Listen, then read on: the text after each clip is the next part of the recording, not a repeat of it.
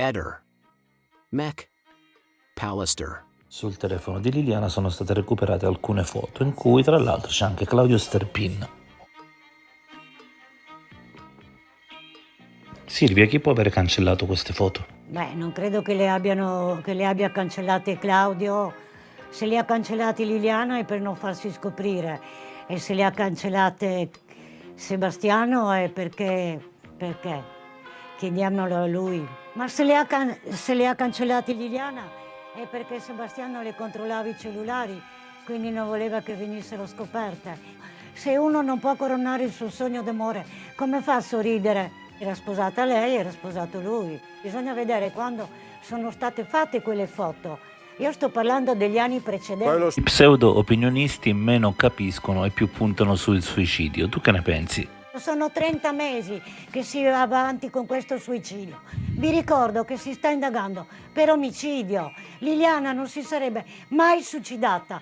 Nella sua vita ha passato cose, e l'abbiamo visto anche dai 2 aborti, che avrebbero dovuto per forza portarla al suicidio, non in questo momento della sua vita. A 63 anni non ti vai a suicidare. Hai passato una vita tribolando, lavorando, litigando con tuo marito, facendo cose che magari non eri d'accordo nel fare, e ti vai a suicidare quando stai per mettere il piede fuori casa. Guardi, io dico solo una cosa: lei si ricorda quando lei ha chiesto a Sebastiano: hai fatto foto hard a Liliana? E lui ha risposto: certamente, è mia moglie, che male c'è? Non c'è niente male, non c'è nessun tipo di male, però bisogna vedere cosa ha fatto lui di quelle foto. Le ha cancellate, le ha bruciate, le ha buttate via. Ma queste sono sue, scusi, sono mie impressioni e miei pensieri. In realtà il sospetto che gira in questi giorni è che Sebastiano addirittura delle foto le vendesse. Ma Lili si vergognava, ma mi scusi, Lili si vergognava. Lili è una donna, non voglio dire, è stata tirata su in un certo modo. Lei di certe cose non amava parlare. Erano cose sue, intime. Io ti dico di Sterpin, io conoscevo quella volta che abbiamo fatto quella foto, quella volta che ci siamo visti su a Basovizza, sui campi dove facevano le gare. Questo è il presidente del marathon, questo è il presidente che mi ha chiesto se può venire a prendere la cyclette, perché io ho detto a Liliana, se il marathon ha bisogno per le sue persone che fanno allenamento durante l'inverno, il freddo, magari brutto tempo, nella sede avranno una palestra, qualcosa. E così gli avete dato una cyclette. Io pensavo che questa cyclette andasse nella sede del marathon, invece è finita a casa di Sterpin. Mi sento molto preso in giro. Io ho ricevuto, Liliana mi ha dato una tuta del marathon, che ce l'ho ancora a casa, che me la sono anche messa su, mi va a pennello, perfetta. Cioè non è una tuta per Liliana, era una tuta per me. Io ho pensato che questo fosse da parte del marathon queste sono cose dette da lui. Io ti dico, non so, sono cose orribili. Però mi ricordo che Sterpin una volta disse una cosa che a te è piaciuta tantissimo, tanto che gli hai addirittura battuto le mani. Era una presa in giro, anche perché diceva delle cose veramente ignobili. Adesso non mi ricordo di cosa stava parlando. Ah sì, lui dimostrava che era cavaliere del lavoro, che così, commendatore, qua e là, e ho applaudito, bravo, che commendatori che abbiamo in Italia. Lui secondo me è il maggiordomo, io lo definisco il maggiordomo, perché al maggiordomo viene detto devi fare questo, devi dire questo, devi fare questo. Per me lui è il maggiordomo della banda degli onesti. Non sta facendo del male a me, sta facendo del male a Liliana. Certamente a me mi ferisce, però il male la fa a Liliana. Questo non è una dimostrazione di quello che è Sterpin. È un uomo che non conosce l'amore e che vuole così esibirsi, perché un uomo che parla della sua donna, come dice lui, non si permetterebbe mai di dire che Liliana andava lì, stava tante ore, e cosa facevano in quelle tante ore. E allora questo significa non amare una donna, e mancare di rispetto a una donna, mancare di rispetto alla sua famiglia, alle sue donne, alle sue mogli, alle sue figlie, ai suoi nipoti e anche a me. Mi fa tristezza perché parliamo di cose serie, importanti. Di stare tranquilla e spiegare le cose. Ecco, allora intanto il nome, la banda degli onesti, ce l'ha pioppiata Sebastiano, non ce la siamo sottoscritta noi. Il discorso è che noi, quando è successo tutto quanto, non ci conoscevamo. Io non conoscevo Gabriella, io non conoscevo Laura, la conoscevo perché una volta è venuta a casa mia con Sebastiano e Liliana, che Laura poverina non c'è più. Io il giorno del funerale Laura mi ha detto: ma come non ti ricordi? Sono venuta a casa tua. La Lucia, bene o male, sapevo della sua esistenza perché quando abitavano in Scala Giaggioli e lei andava a scuola con la Lucia, io ero spesso lì a dormire dalla zia. Siamo una banda perché sono 30 mesi che cerchiamo di capire cosa sia successo a Liliana. Lui non ha mai detto, non ha mai parlato di Liliana se non per dire che Claudio l'ha denigrata e cose varie. Certo, Claudio ha sbagliato a dire certe cose, a confessare certe cose. Noi gliel'avevamo anche detto, ma lui aveva bisogno di essere creduto. Io Claudio l'ho conosciuto una ventina d'anni fa, non sono mai stata ospite a casa sua, l'ho conosciuto, come ho già raccontato, in circostanze, perché il compagno di mia mamma faceva parte della fanfara dei bersaglieri, quindi quando c'erano i raduni eccetera, io andavo con mia mamma, con mio marito, di conseguenza ho conosciuto un po' tutti loro, soprattutto quelli del direttivo. Poi le cose, mia mamma si è ammalato, non ha più partecipato, abbiamo preso strade diverse e quando lui mi ha mandato il messaggio con lo stemma dei bersaglieri, quel famoso messaggio dove mi scrive: sono un amico intimo di Liliana, tua cugina, anzi sua cugina perché mi dava da lei, volevo parlare con lei. Io l'ho chiamato davanti a mia figlia e mio genero e lui immediatamente ha raccontato tutto.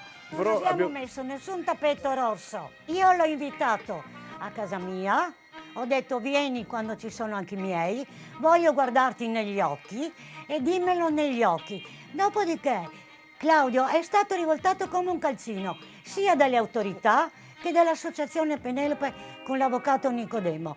Quindi io perché non devo credere a una persona? Sono stati a casa della figlia, sono stati a casa dell'ex moglie, hanno controllato la corrente elettrica. Perché non hanno fatto la stessa cosa con Sebastiano e l'ex moglie di Sebastiano? Non lo so, io non sono vero, forse lei ha più competenza di... Io vedo le cose che non sono state fatte nel modo giusto. Forse sbaglierò. Sentiamo la gente anche, come poi torno me da lei. questo vede, che ci sono stati 2 pesi e 2 misure.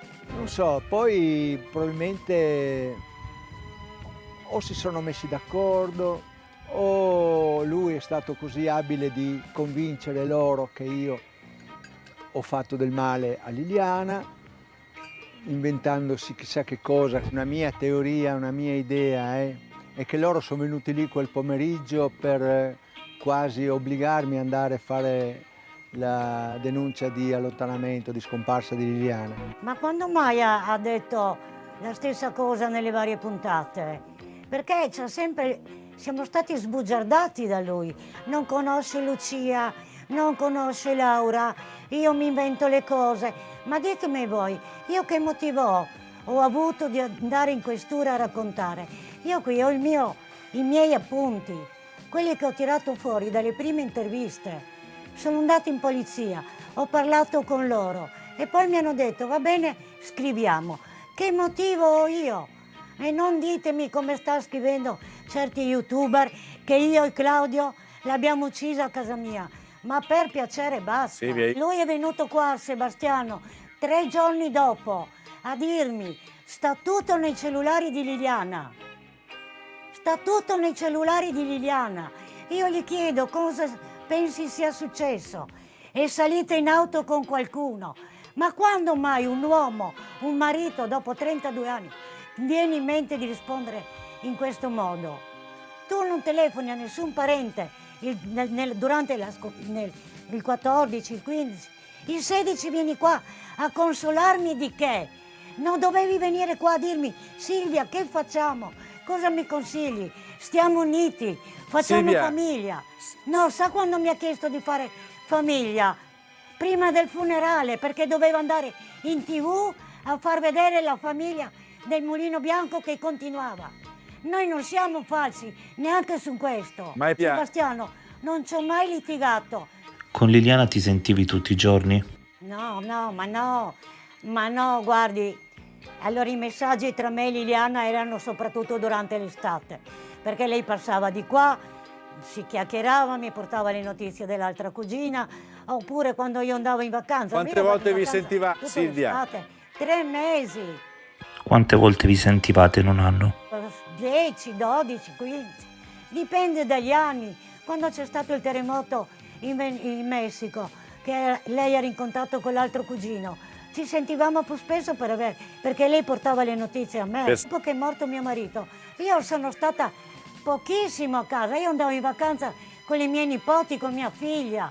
Cosa ti fa sospettare di Sebastiano? La primissima è quella che io ho dichiarato dal primissimo giorno. Lui ha sbandierato subito un alibi perfetto che non era tale, perché si è visto, è stato dimostrato che lui ha pastrocchiato la GoPro eccetera. Va a fare in bicicletta 800 metri in 13 secondi, non le fa neanche l'Auda con la Ferrari. La seconda, non abbiamo idillio, non abbiamo mai litigato, e poi è emerso che hanno litigato e la notte, perché lei piangeva tutta la notte, probabilmente la mattina stessa, hanno litigato la sera stessa, e poi la famosa, sembra si chiami Jasmine, la proprietaria del bed and breakfast dove andavano più spesso loro due, lei ha detto che hanno fatto un'enorme baruffa il 23 ottobre. 2 giorni dopo lei mi ha mandato il messaggio, oggi facciamo la maratona, cioè erano 42 anni che noi ci si conosceva. Altra incongruenza di Sebastiano, lui ha cominciato a parlare di lei, cioè perché sapeva già che non esisteva più, Liliana faceva, già dopo 3 giorni, non ha mai fatto una ricerca che sia una, tua moglie scompare, tu non fai un movimento di ricerca che sia uno, e la cosa più madornale in assoluto rimane quella che lui il giorno 30 dicembre ha fatto una telefonata alle ore 19 ad un suo parente, perché è un visintì che abita vicino a Doberdò, parlando con lui X tempo. Solo 2 ore dopo, con la scusa che il figlio è andato in un canale, telefona per avere una corda, e da Sebastiano 50 km, il parente di cui parliamo abiterà a 2 o 3 km dal posto, e addirittura all'amico Arturo in Carnia 100 km di strada per chiedere una corda che lui poteva averla 2 minuti o 2 km più in là. Questo dimostra chiaramente che lui aveva bisogno di far sapere al mondo, a tutti quanti testimoni, che lui a quell'ora era lì ad aiutare il figlio a uscire dal buco, invece che essere chissà dove, secondo me. Per infilarti dei sacchi nelle gambe devi sederti col sedere sulla terra e quindi sporcarti, invece Liliana aveva vestiti puliti. Sì, questo vuol dire che è rimasta mantenuta in un luogo pulito, non aveva niente né sulle ginocchia né attorno alle scarpe né niente, e non ha lasciato un'orma sull'erba, sull'edera, anche se rimaneva là solo 2 giorni, ci sarebbero state delle orme.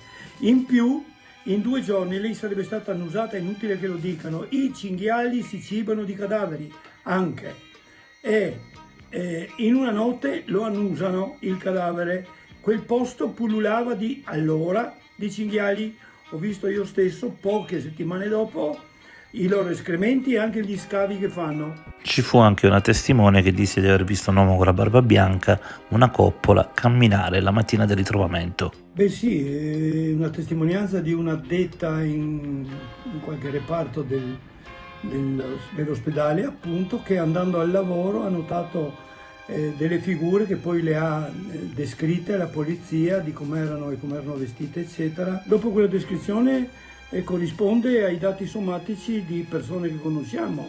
D'altro canto non sono io che devo indicarle, La polizia è pagata anche per questo. La signora mi sembra che ha fatto una testimonianza in polizia, perfino, per cui io non mi atteso a fare il poliziotto, anzi, però la testa ce l'ho per ragionare. Liliana non può essersi suicidata, meno che mai in quelle modalità. Un uomo con la barba bianca col capello a coppola, somiglierebbe a Sebastiano, per dire un nome, ma Sebastiano può avere dei sosi a una decina a Trieste, per conto di quello. Cioè, può voler dire tutto e anche niente, non si punta il dito su nessuno. Io mi sto chiedendo, visto che in questi giorni sta succedendo anche il caso della povera signora Pierina, che tra l'altro si chiamava come la mia mamma, io ho sentito dire che gli inquirenti staranno controllando anche tutte le interviste che hanno dato i vari protagonisti. E allora io mi chiedo perché non lo fanno anche nel caso di Liliana. Stanno non hanno facendo. voluto cani molecolari. Voi lo sapete che pochi giorni dopo di Liliana, o mesi, adesso non ricordo esattamente la data, ma c'è stata un'altra donna scomparsa sull'altipiano, a pochi chilometri da Trieste, ed è stata trovata dopo, mi sembra, un mese, con la testa mozzata dai cinghiali a distanza dal suo corpo. Allora, come fa Liliana a essere integra lì per 21 giorni? Esperti mi rispondano. Ehi, non dimenticare di iscriverti a questo canale.